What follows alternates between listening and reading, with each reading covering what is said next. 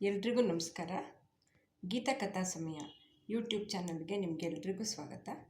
ನಾನು ಡಿ.ಎನ್. ಗೀತಾ, ಕಥೆಗಾರ್ತಿ, ಕಾದಂಬರಿಗಾರ್ತಿ, ಕವಯಿತ್ರಿ ಹಾಗೂ ಪ್ರಕಾಶಕಿ. ನಾನು ಇವತ್ತೊಂದು ಹೊಸ ಕಥೆಯೊಂದಿಗೆ ಬಂದಿದ್ದೀನಿ. ಈ ಕಥೆನ ನಾನು ಬಾಡಿದ ಹೂಬಳ್ಳಿಯ ಚಿಗುರು ಕಥಾ ಸಂಕಲನದಿಂದ ನಾನು ಆಯ್ದುಕೊಂಡಿದ್ದೀನಿ.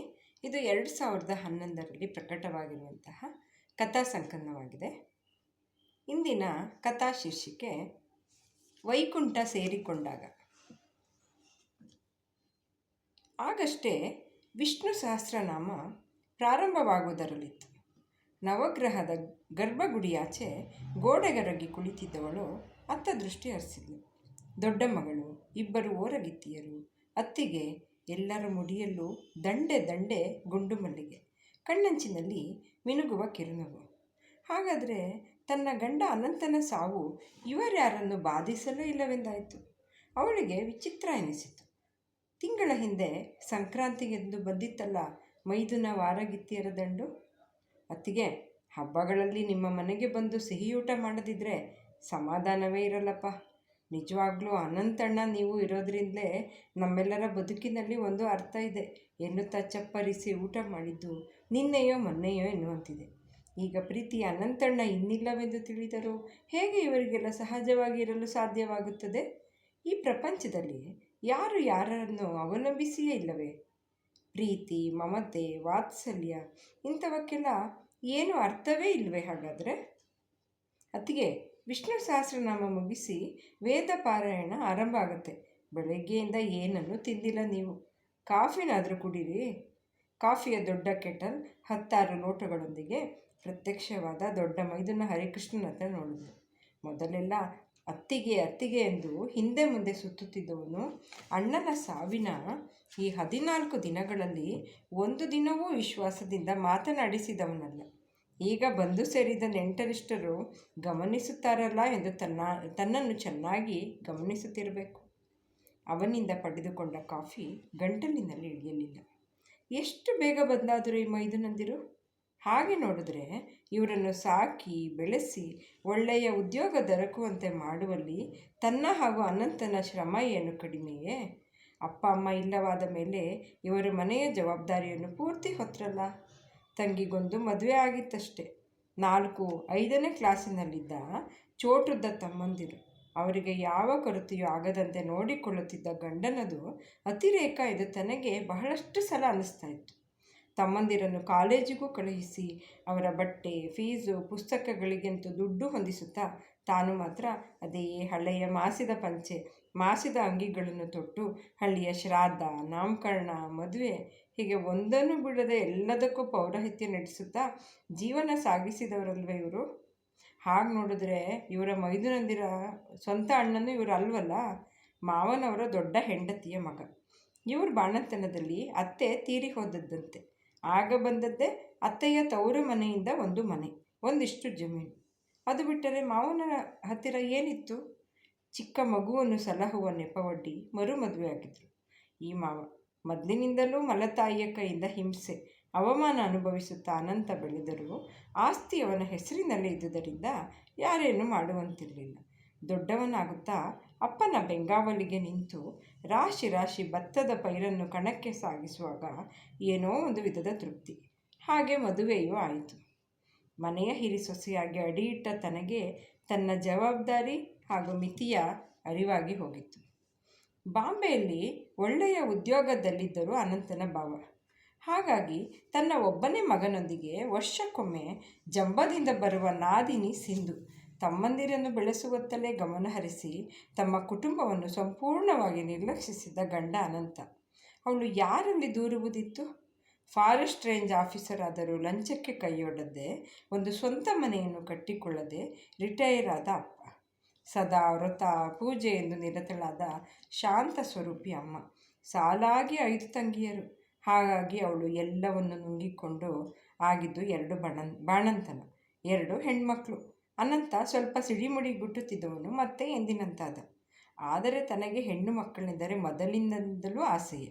ನವರಾತ್ರಿಯಲ್ಲಿ ರೇಷ್ಮೆ ಲಂಗ ಹಾಕಿ ಕಾಲಿನ ಗಲ್ ಗಲ್ ಗೆಜ್ಜೆಯ ಶಬ್ದದಲ್ಲಿ ಕೈ ಬಳೆಯ ನಾದದೊಂದಿಗೆ ಮನೆಯೆಲ್ಲ ಸುತ್ತು ಬಂದರೆ ಕುಳಿತಲ್ಲೇ ಕನಸು ಕಾಣ್ತಾ ಇದ್ಲು.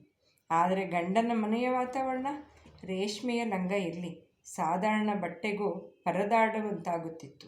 ತಮ್ಮಂದಿರಿಗೆ ತಂಗಿಗೆ ಸದಾ ಕೊಡುಗೈಯಾಗಿರುವ ಗಂಡ ತಮ್ಮ ವಿಷಯ ಬಂದರೆ ದಟ್ಟ ದರಿದ್ರನಾಗ್ತಾ ಇದ್ದ.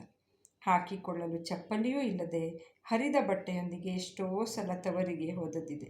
ಒಳ್ಳೆಯ ಕಡೆ ಸೇರಿರುವ ತಂಗಿಯರೇ ತಡೆಯದೆ ಬಟ್ಟೆ ಚಪ್ಪಲಿ ತನಗೆ ಹಾಗೂ ಮಕ್ಕಳಿಗೆ ಕೊಡಿಸ್ತಾ ಇದ್ರಲ್ಲ. ಅಪ್ಪ ತನಗೆಂದು ಕೊಡಿಸಿದ ಹೊಲಿಗೆ ಮೆಷಿನ್ ತವರು ಮನೆಯಲ್ಲೇ ಧೂಳು ಹಿಡಿದು ಕುಳಿತಿತ್ತು. ಅದರಿಂದ ತಮ್ಮ ಜೀವನದ ಮಟ್ಟವನ್ನಾದರೂ ಸುಧಾರಿಸಿಕೊಳ್ಳೋಣೆಂದರೆ ಅದಕ್ಕೂ ಗಂಡ ಅಡ್ಡ ಬರ್ತಾ ಇದ್ದ. ನೀನು ಬಟ್ಟೆ ಹೊಲಿದು ನಮ್ಮನ್ನೆಲ್ಲ ಸಾಕೋದೇನು ಬೇಡ, ನಾನು ನಿನಗೆ ಯಾವುದಕ್ಕೆ ಕೊರತೆ ಮಾಡಿದ್ದೀನಿ, ಮನೆ ಕೆಲಸ ಮಾಡಿಕೊಂಡಿರು ಎಂದಿದ್ದ. ಅದರಂತೆ ನಡೆದೇ ಹೋಗಿತ್ತು ತನ್ನ ಬದುಕು. ಅನಂತನ ನೆರಳಲ್ಲಿ ನೆರಳಾಗಿ ತನ್ನದಾದ ಯಾವ ಆಸೆ ಆಕಾಂಕ್ಷೆಗಳು ಇಲ್ಲದೆ ಈ 25 ವರ್ಷಗಳನ್ನು ಸವೆಸಿದ್ದಾಗಿತ್ತು. ಅತ್ತೆ ನಮಸ್ಕಾರ ಮಾಡೋಕ್ಕೆ ಬರಬೇಕಂತೆ. ಅಳಿಯ ಆನಂದನ ಧ್ವನಿಗೆ ತಲೆ ಎತ್ತಿ ನೋಡಿದ್ಲು. ಸ್ವಲ್ಪ ಕಪ್ಪಾದರೂ ಚೂಪು ಮುಗಿನ ಕೋಲು ಮುಖದ ಲಕ್ಷಣವಾದ ಹುಡುಗ. ಇದೇ ರೂಪಿಗೆ ಮನಸ್ಸೊತ್ತು ಅಲ್ಲವೇ ಮಗಳು ರಾಧಾ ಇವನನ್ನೇ ಮದುವೆ ಆಗುತ್ತೇನೆಂದು ಹಠ ಹಿಡಿದಿದ್ದು. ಅವಳಿಗೆ ಚೆನ್ನಾಗಿ ನೆನಪಿದೆ. ಆ ದಿನ ಗಣೇಶ ಚತುರ್ಥಿಯ ಮಂಗಳಕರವಾದ ದಿನ. ಮನೆಯಲ್ಲಿ ಮಣ್ಣಿನ ಮೂರ್ತಿಯ ವಿನಾಯಕನಿಗೆ ಪೂಜೆ ಮಾಡಿ ಗಡದ್ದಾಗಿ ಕರಿಗಡುಬು ಪಾಯಸವನ್ನು ಉಂಡು ಮೈದುನ ವಾರಗಿತ್ತಿಯರ ದಂಡಿನೊಂದಿಗೆ 18ರ ಹರೆಯದ ರಾಧಾ ಲಂಗ ದಾವಣಿಯೊಂದಿಗೆ ಸಿಂಗರಿಸಿಕೊಂಡು ಹೊರಟಾಗ ತಾಯಿಯಾದ ತನ್ನ ಮನವೇ ಹೆಮ್ಮೆಯಿಂದ ಬಿಗಿತ್ತಲ್ಲ. ತನ್ನಂತೆ ಸಪೂರ ದೇಹದ ಕಪ್ಪು ಬಣ್ಣದ ಒಣಕಲು ಚರ್ಮ ಬರಲಿಲ್ಲವಲ್ಲ ಮಗಳಿಗೆ. ಅವರ ಅಪ್ಪನಂತೆ 2 ಮಕ್ಕಳು ಸುರದೃಪಿಗಳು. ಹಳ್ಳಿಯ ಕೆಲಸದಲ್ಲಿ ಗಾಣದೆತ್ತಿನಂತೆ ದುಡಿದ ತಾನು ಬರಗೆಟ್ಟವಳಂತೆ ಒಣಗೋಗಿದ್ದೆ. ಅಂತೂ ಗಣೇಶನ ಗುಡಿಯಲ್ಲಿ ಮಲೆನಾಡಿನ ಕಡೆಯ ಆನಂದ ರಾಧಾಳನ್ನು ನೋಡಿ ಅವಳನ್ನು ಮೆಚ್ಚಿ ಹೆಣ್ಣು ಕೇಳಿಕೊಂಡು ಮನೆಯ ಬಾಗಿಲಿನವರೆಗೂ ಬಂದಿದ್ದ. ಬೇರೆ ಯಾರೋ ಮನೆಗೆ ಹುಡುಗಿಯನ್ನು ನೋಡಲು ಬಂದವನಂತೆ ಅವನು. ಅನಾಯಾಸವಾಗಿ ಬಂದ ಸಂಬಂಧವನ್ನು ನಿರಾಕರಿಸಲು ಅನಂತ ಸಿದ್ಧ ಇರಲಿಲ್ಲ. 4 ಕಡೆ ಸರಿಯಾಗಿ ವಿಚಾರಿಸಿ ಮತ್ತೆ ಮದುವೆ ಮಾತನಾಡಿದ್ರೆ ಆಯ್ತಪ್ಪ. ತನ್ನ ಮಾತನ್ನು ಕೇಳುವ ತಾಳ್ಮೆ ಯಾರಿಗಿತ್ತು? ಸುಮ್ಮನಿರು, ಮನೆ ಕೆಲಸ ಮಾಡೋದನ್ನು ಬಿಟ್ಟು ನಿಂಗಿನ್ನೇನು ಲೋಕಜ್ಞಾನ ಇದೆ ಅಂತ? ಅವರು ಆಸ್ತಿ ಪಾಸ್ತಿ ಇರೋರು, ಜೊತೆ ಹುಡುಗ ಕಾಲೇಜಿನಲ್ಲಿ ಲೆಕ್ಚರರ್ ಆಗಿದ್ದಾನೆ ಗೊತ್ತಾ ಎಂದು ಬಾಯಿ ಮುಚ್ಚಿಸಿದ್ದಾನಂತ. ಹಾಗೂ ಹೀಗೂ ಮೈದುನಂದಿರ ಸಹಾಯವನ್ನು ಯಾಚಿಸಿ ಅಷ್ಟಿಷ್ಟು ಸಾಲವನ್ನು ಮಾಡಿ ಮಗಳ ಮದುವೆಯನ್ನು ಮುಗಿಸಿದ್ದಾಗಿತ್ತು. ಆದರೆ ಆದದ್ದಾದರೂ ಏನು?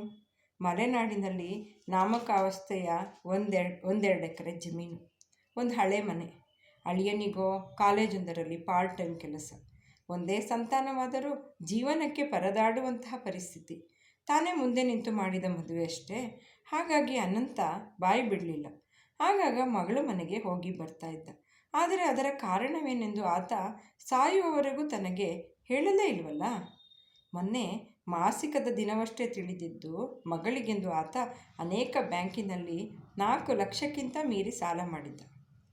ಅದಕ್ಕೆ ಇನ್ನೇನು ಮಾಡೋಕ್ಕಾಗಲ್ಲ, ಜಮೀನು ಮನೆಯನ್ನು ಮಾರಿ ಸಾಲ ತೀರಿಸೋಣ, ರಮ್ಯಾಳ ಓದು ಮುಗಿಲಿ, ಆಮೇಲೆ ಮುಂದಿನ ಯೋಚನೆ ಮಾಡಿದ್ರಾಯಿತು ಎಂದಿದ್ರು ಮೈದುನರು. ತನಗೆ ಅಳುವೇ ಬಂದಿತ್ತು. ಗಂಡ ತನಗೆ ಇಂತಹ ದ್ರೋಹ ಮಾಡುತ್ತಾನೆಂದು ಕನಸಿನಲ್ಲಿ ಎಣಿಸಿರ್ಲಿಲ್ವಲ್ಲ. ಅತ್ತೆ ನಮಸ್ಕಾರಕ್ಕೆ ಬನ್ನಿ. ಅಳಿಯ ಇನ್ನೊಮ್ಮೆ ಎಚ್ಚರಿಸಿದಾಗ ವಿಧಿ ಇಲ್ಲದೆ ಮೇಲೆದ್ದಳು. ಗಿಜಿಗುಟ್ಟುತ್ತಿರುವ ಮಂಟಪ. ಅನಂತನ ಕಡೆಯವರು, ತನ್ನ ತವರಿನ ಕಡೆಯವರು, ಒಬ್ಬರೇ ಇಬ್ಬರೇ, ಬಹಳ ದೊಡ್ಡ ಬಳಗ. ಏನಿಲ್ಲವೆಂದರೂ ದಿನಕ್ಕೆ 300 ಊಟ. ನೆಂಟರು ಬೇರೆ ಯಾವುದಕ್ಕಿಲ್ದಿದ್ರೂ ಸತ್ತರೆ ತಿಥಿ ಊಟಕ್ಕಾದರೂ ಬರ್ತಾರಲ್ವಾ. ಅನಂತನ ಭಾವಚಿತ್ರವನ್ನು ಭರ್ಜರಿಯಾಗಿ ಅಲಂಕರಿಸಿ ದೊಡ್ಡದಾದ ಮೇಜಿನ ಮೇಲೆ ಇಡಲಾಗಿತ್ತು. ಪಕ್ಕದಲ್ಲಿ ಹಚ್ಚಿಟ್ಟ ಜೋಡಿ ನಂದಾದೀಪ, ದಟ್ಟವಾದ ಊದುಬತ್ತಿಗಳ ವಾಸನೆ, ಗುಂಡು ಮಲ್ಲಿಗೆ, ಗುಲಾಬಿಗಳ ಸರಮಾಲೆ, ಹಣೆಗೆ ದೊಡ್ಡದಾದ ಕುಂಕುಮದ ಬೊಟ್ಟು. ನಿನ್ನ ಸೌಭಾಗ್ಯವನ್ನ ಕಿತ್ಕೊಂಡಿದ್ದೀನಿ ನೋಡು, ಗಂಡ ಒಳಗೊಳಗೆ ನಕ್ಕಂತಾಯಿತು. ಮತ್ತೆ ಅಲ್ಲಿ ಹೆಚ್ಚು ಹೊತ್ತು ನಿಲ್ಲಲಾರದೆ ಒಂದು ಗೋಡೆ ಹಿಡಿದುಕೊಂಡು ಕುಕ್ಕರಿಸಿದ್ಲು. ಸ್ವಲ್ಪ ಹೊತ್ತಿಗೆಲ್ಲ ಊಟದ ಸಂಭ್ರಮ ಶುರುವಾಯಿತು. ಘಮಘಮಿಸುವ ಪುಳಿಯೋಗರೆ, ಶಾವಿಗೆ ಪಾಯಸದೊಂದಿಗೆ ಲಾಡಿನ ಊಟ. ಮೈದುನ ಹರಿಕೃಷ್ಣ ಎಲ್ಲವನ್ನು ಅಚ್ಚುಕಟ್ಟಾಗಿ ಮಾಡಿಸಿದ್ದ. ಆಯಿತು, ಯಾರೋ ಊಟಕ್ಕೆ ಕರೆದ್ರು. ಕೀಲಿ ಕೊಟ್ಟ ಬೊಂಬೆಯಂತೆ ಎದ್ದು ಸೇರಿದಷ್ಟು ಉಂಡಳು. ಮೈದುನಂದಿರು ಬಂದವರಿಗೆ ಚಪ್ಪಲಿ, ಬೆಳ್ಳಿ ಲೋಟ, ಅದು ಇದು ಎಂದು ದಾನ ಮಾಡಿ ಮೊಸಳೆ ಕಣ್ಣೀರು ಕರೆದು ಎಲ್ಲರನ್ನು ಬೀಳ್ಕೊಟ್ಟಾಗಲೇ ಗಂಟೆ 6. ಅಕ್ಕ, ಭಾಳಷ್ಟು ಕೆಲಸವಿದೆ, ಸಮಾಧಾನ ಮಾಡ್ಕೊ ಆಯ್ತಾ, ಸಮಯ ಸಿಕ್ಕಿದಾಗ ಆಗಾಗ ಬಂದು ನೋಡ್ತೀವಿ ಎಂದು ಒಡಹುಟ್ಟಿದ ಅಕ್ಕ ತಂಗಿಯರು ಜಾರಿಕೊಂಡಾಗ ಅವರತ್ತ ತುಂಬಿದ ಕಂಗಳಿಂದ ನೋಡಿದಳು. ಈ ಸಮಯದಲ್ಲಿ ಹೆತ್ತವರಿದ್ದರೆ ಹೀಗೆ ತನ್ನನ್ನು ಬಿಡುತ್ತಿದ್ದರೆ ಎಂದು ಎನಿಸ್ತಿರಲಿಲ್ಲ. ಅಕ್ಕ, ವೈಕುಂಠ ಸಮಾರಾಧನೆ ದಿನ ದೇವಸ್ಥಾನಕ್ಕೆ ಹೋಗ್ಬೇಕಂತಲ್ಲ, ಬೇಗ ಹೊರಡಿ, ಚಾಮುಂಡಿ ಬೆಟ್ಟಕ್ಕೆ ಹೋಗೋಣ. ಮೈದುನ ಜನಾರ್ದನನ ಹೆಂಡತಿ ಮದುವೆಗೆ ಹೊರಡುವ ಸಂಭ್ರಮದಲ್ಲಿ ಹೇಳಿದಾಗ ಅವಳತ್ತ ದಿಟ್ಟಿಸಿದಳು. ಮುತ್ತೈದೆತನದಲ್ಲಿ ಬೀಗುವ ತುಂಬಿದ ಹಣೆ, ಗಲ್ಲೆನ್ನುವ ಕೈಬಳೆ, ಬೇಡವೆಂದರೂ ಕೈಗಳು ತನ್ನ ತಲೆಯ ಮೇಲಾಡಿದವು. ಕೆದರಿದ ಕೂದಲು, ನಿದ್ರೆ ಇಲ್ಲದೆ ಉರಿಯುವ ಕಂಗಳು. ತಮ್ಮಿಂದ ಬದುಕಿನಲ್ಲಿ ಮೇಲೆ ಬಂದ ಮೈದುನಂದಿರು ಮೈಸೂರಿನಲ್ಲಿ ಸ್ವಂತ ಮನೆಯನ್ನು ಮಾಡಿಕೊಂಡ್ರು. ತಮಗಾಗಿ ಜೀವನವನ್ನೇ ಮುಡುಪಾಗಿಟ್ಟ ಅಣ್ಣನನ್ನು ಚೆನ್ನಾಗಿ ನೋಡಿಕೊಂಡಿದ್ದಿದ್ರೆ ಬಹುಶಃ ಆಗ ಗಂಡ ಅನಂತ ಡಯಾಬಿಟಿಸ್ ಹೆಚ್ಚಾಗಿ ಕೋಮಕ್ಕೆ ಜಾರಿ ಚಿರಮರಣವನ್ನು ಒಪ್ಪುತ್ತಿರಲಿಲ್ಲವೋ ಏನು. ಅಮ್ಮ ಹೇಳಮ್ಮ ಎಂದು ಎರಡನೇ ಮಗಳ ರಮ್ಯಾಳನ್ನು ದಿಟ್ಟಿಸಿದಳು. ದ್ವಿತೀಯ PUC ಓದುತ್ತಿರುವ ಚುರುಕಿನ ಮಗಳು, ಮೈಕೈ ತುಂಬಿಕೊಂಡ ಸುರದ್ರೂಪಿ. ದೇವರೇ, ಇವಳ ಜವಾಬ್ದಾರಿ ತನ್ನ ಮೇಲೆ ತಾನೇ ಬಿತ್ತು. ಮತ್ತೆ ಯೋಚಿಸದೆ ಎಲ್ಲರೊಂದಿಗೆ ಹೊರಟಳು. ವ್ಯಾನಿನಲ್ಲಿ ಬಂದವರು ಎಲ್ಲವರು ಅನಂತನ ಕಡೆಯವರೇ. ಮದುವೆಯ ಸಂಭ್ರಮದಂತೆ ತಮಾಷೆ ಮಾಡುತ್ತಾ ಮೈದುನಂದಿರ ನಾದಿನಿಯ ಮಕ್ಕಳು ನೃತ್ಯ ಮಾಡ್ತಾಯಿದ್ರೆ ಅನಂತನ ಸಾವು ಎಲ್ಲರ ಮನಸ್ಸಿನಿಂದ ಯಾವಾಗಲೂ ಮರೆಯಾಗಿತ್ತು. ಅವಳು ಮಾತ್ರ ಬೆಟ್ಟವೇರುತ್ತಿದ್ದ ರಸ್ತೆಯ ತಿರುವುಗಳನ್ನೇ ಗಮನಿಸ್ತಾ ಇದ್ಳು. ದೊಡ್ಡ ದೊಡ್ಡ ಬಂಡೆಗಳು, ಅಲ್ಲಲ್ಲಿ ಜಗನ್ಮಾತೆಯ ಬಗೆಗಿನ ಶ್ಲೋಕಗಳು. ವ್ಯಾನು ದೇವಾಲಯದ ಮುಂದೆ ನಿಂತಾಗ ಭವ್ಯವಾದ ಗೋಪುರವನ್ನು ನೋಡುತ್ತಾ ರೋಮಾಂಚಿತಳಾದಳು. ಸಾಲಿನಲ್ಲಿ 1 ಗಂಟೆ ನಿಂತು ದೇವಾಲಯಕ್ಕೆ ಪ್ರವೇಶಿಸಿಯಾಯಿತು. ಜನಜಂಗುಳಿಯ ಮಧ್ಯೆ ತಲೆ ದೂರಿಸಿ ಚಾಮುಂಡಿಯತ್ತ ನೋಡಿದ್ಲು. ಜಗಮಗಿಸುವ ಕಿರೀಟ, ಪೀತಾಂಬರ, ವಜ್ರಾಭರಣ. ಆ ತಾಯಿಯಲ್ಲಿ ಎಂಥದೋ ಶಕ್ತಿ. ಎಲ್ಲದಕ್ಕೂ ಮೇಲೆ ಕೋರೈಸುವ ಆ ಕಂಗಳ ಕಾಂತಿ. ಸೌಭಾಗ್ಯ, ಗಂಡನ ನೆರಳಲ್ಲಿ ನಿನ್ನ ಸ್ವಂತಿಕೆಗೆ ಬೆಂಕಿ ಹಚ್ಚಿ ಬೂದಿಯಾದವಳಲ್ವಾ ನೀನು? ಆಯಿತು, ಅವನಿಗೊಂದು ಅಂತ್ಯವಾಯಿತು. ಇನ್ನು ನೀನು ಆ ಬೂದಿಯಲ್ಲೇ ಜೀವ ತಳೆದು ಬರಬೇಕು. ಸತ್ತ ನಿನ್ನ ಸ್ವಂತಿಕೆಗೆ ಮರುಜನ್ಮ ಕೊಡಬೇಕು. ಹೊರಡು. ಆ ತಾಯಿ ಚಾಮುಂಡಿಯ ಧ್ವನಿ ಘಂಟಾ ಘೋಷದಂತೆ ದೇವಾಲಯದ ತುಂಬ ತುಂಬಿತು. ಸುತ್ತ ನಿಂತಿರುವ ಜನಗಳು, ಭವ್ಯವಾದ ದೇವಾಲಯ, ಚಾಮುಂಡಿಯ ಅಲಂಕಾರ ಯಾವುದೂ ಕಾಣದೆ ಆ ಜಗನ್ಮಾತೆಯ ಕೋರೈಸುವ ಕಂಗಳು ಮಾತ್ರ ಬ್ರಹ್ಮಾಂಡದಂತೆ ಕಂಡವು. ಅದೇ ಗುಂಗಿನಲ್ಲಿ ಮನೆಗೆ ಹಿಂತಿರುವಾಗಲೇ ರಾತ್ರಿಯಾಗಿತ್ತು. ಮಧ್ಯಾಹ್ನ ಮಾಡಿಸಿದ ಅಡಿಗೆಯೇ ಬಹಳಷ್ಟಿತ್ತು. ಅದನ್ನೇ ಎಲ್ಲರೂ ಸೇರಿದಷ್ಟು ಉಂಡು ಸ್ವಸ್ಥ ಕುಳಿತರು. ಅತಿಗೆ ದೇವರಂತಿದ್ದ ಅಣ್ಣ ವೈಕುಂಠ ಸೇರಿಕೊಂಡ. ಈಗ ಮುಂದೇನು ಅಂತ ಯೋಚನೆ ಮಾಡಬೇಕಲ್ಲ. ಹಳ್ಳಿಯ ಜಮೀನು ಮನೆಯನ್ನು ಮಾರಿ ಬಂದ್ಬಿಡಿ. ರಮ್ಯಾಳಿಗೆ ಮದುವೆ ಮಾಡಿಬಿಡೋಣ. ನೀವು ನಮ್ಮ ಜೊತೆ ಇದ್ಬಿಡಿ. ಹರಿಕೃಷ್ಣ ನಯವಾಗಿ ಹೇಳಿದ. ಮನೆಯ ಚಾಕರಿ ಮಾಡುವುದಕ್ಕೆ ಒಂದು ಬಿಟ್ಟಿ ಹೆಣ್ಣಾಳು ಸಿಗುವಾಗ ಏಕೆ ಬೇಡವೆನ್ನುತ್ತಾನೆ ಭೂಪ? ದೊಡ್ಡ ಮಗಳು ಅಳಿಯನನ್ನು ಒಳಗೊಂಡಂತೆ ಎಲ್ಲರೂ ಸ್ವಾರ್ಥಿಗಳಾಗಿ ಕಂಡರು.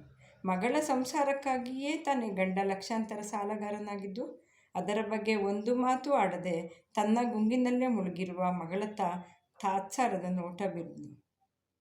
ಇಲ್ಲ ಹರಿಕೃಷ್ಣ, ಅವರು ಪುಣ್ಯಾತ್ಮರು, ವೈಕುಂಠ ಸೇರಿಕೊಂಡ್ರು. ಆದರೆ ನಾವು ಆಯುಷ್ಯವಿರೋವರೆಗೂ ಬಾಳ್ಬೇಕಲ್ಲ. ಇನ್ನು ರಮ್ಯಾಳಿಗೂ ಮದುವೆ ಆದರೆ ಪಾಪ ಹೆಣ್ಮಕ್ಳು ತವರಿಗೆಂದು ಎಲ್ಲಿಗೆ ಬರಬೇಕು ಹೇಳು? ಇಷ್ಟು ವರ್ಷ ನಿನ್ನ ಅಣ್ಣನೊಂದಿಗೆ ಸಂಸಾರ ಮಾಡಿದ ನನಗೆ ವ್ಯವಸಾಯದ ಸೂಕ್ಷ್ಮಗಳು ಸಾಕಷ್ಟು ಅರಿವಾಗಿದೆ. ನಾನೇ ಮುಂದೆ ನಿಂತು ವ್ಯವಸಾಯ ಮಾಡಿಸ್ತೀನಿ. ಸಾಲವಿರುವ ಬ್ಯಾಂಕಿನಲ್ಲಿ ಕಂತಿನ ಮೂಲಕ ಹಣ ಕಟ್ಟಿ ಸಾಲ ತೀರಿಸ್ತೀನಿ. ನಮ್ಮ ಯೋಚನೆ ಬಿಡು ಎಂದ ಸೌಭಾಗ್ಯಳತ್ತ ಎಲ್ಲರೂ ದಿಗ್ಭ್ರಮೆಯಿಂದ ನೋಡಿದ್ರು. ಆ ಒಣಕಲು ಸಪೂರ ದೇಹದಲ್ಲಿ ಮೊದಲ ಬಾರಿಗೆ ಆತ್ಮವಿಶ್ವಾಸದ ಹೊಳಪನ್ನು ನೋಡಿ ಮಾತು ಬಾರದೆ ಮೂಕರಾಗಿ ಬಹಳಷ್ಟು ಹೊತ್ತು ಎಲ್ಲರೂ ಹಾಗೆಯೇ ಕುಳಿತಿದ್ದರು. ಸ್ನೇಹಿತರೆ, ಇಲ್ಲಿಗೆ ವೈಕುಂಠ ಸೇರಿಕೊಂಡಾಗ ಕತೆ ಮುಕ್ತಾಯ ಆಗ್ತಾಯಿದೆ. ಈ ಕತೆ ಕೇಳಿ ನಿಮಗೆ ಏನು ಅನ್ನಿಸ್ತು? ಈ ನಮ್ಮ ಸಮಾಜದಲ್ಲಿ ಈ ಸೌಭಾಗ್ಯಗಳಂತಹ ಬಹಳಷ್ಟು ಹೆಣ್ಮಕ್ಳು ಇದ್ದಾರೆ ಅಂತ ನಾನು ಖಚಿತವಾಗಿ ಹೇಳಬಲ್ಲೆ. ಏಕೆಂದರೆ ಪುರುಷ ಪ್ರಧಾನ ಸಮಾಜದಲ್ಲಿ ಎಷ್ಟೋ ಜನ, ಅದರಲ್ಲೂ ಗ್ರಾಮೀಣ ಹೆಣ್ಮಕ್ಳಿಗೆ ಅವರ ಒಂದು ಅಸ್ಮಿತೆಯನ್ನು ಉಳಿಸ್ಕೊಳ್ಳೋಕ್ಕೆ ಅವರು ತಾವ್ಯಾರು ಅಂತ ಕಂಡ್ಕೊಳ್ಳೋದಕ್ಕೆ ಕೂಡ ಅವರಿಗೆ ಸಮಯದ ಒಂದು ವ್ಯವಧಾನ ಕೂಡ ಇರೋದಿಲ್ಲ. ಈ ಈ ಕಥೆಯಲ್ಲಿ ಬರುವ ಸೌಭಾಗ್ಯ ತನ್ನ ಗಂಡನ ಸಾವಿನ ನಂತರ ಆತ್ಮವಿಶ್ವಾಸದ ಒಂದು ದಾರಿ ನಡೀತಾಳೆ. ಹಾಗಾಗಿ ನಾನು ಈ ಕಥಾವಸ್ತುನ ಆರಿಸ್ಕೊಂಡೆ. ಈ ಕತೆ ಕೇಳಿ ನಿಮ್ಗೇನು ಅನ್ನಿಸ್ತು ಅಂತ ಹೇಳಿ. ನೀವು ನನ್ನ ಗೀತ ಕಥಾ ಸಮಯಕ್ಕೆ ಕೊಡ್ತಾ ಇರೋ ಪ್ರೋತ್ಸಾಹದಿಂದ ನಂಗೆ ತುಂಬ ಸಂತೋಷ ಆಗ್ತಾಯಿದೆ. ಈ ಕಥೆನ ಕೇಳಿ ನಿಮ್ಮ ಬಂಧು ಮಿತ್ರರಿಗೆಲ್ಲ ಶೇರ್ ಮಾಡಿ, ಸಬ್ಸ್ಕ್ರೈಬ್ ಮಾಡೋಕ್ಕೆ ಹೇಳಿ. ದಯವಿಟ್ಟು ಪ್ರೋತ್ಸಾಹಿಸಿ ಫ್ರೆಂಡ್ಸ್. ನಾನು ಇನ್ನೊಂದು ಹೊಸ ಕಥೆಯೊಂದಿಗೆ ಬರ್ತೀನಿ. ನಮಸ್ಕಾರ ಸ್ನೇಹಿತರೆ.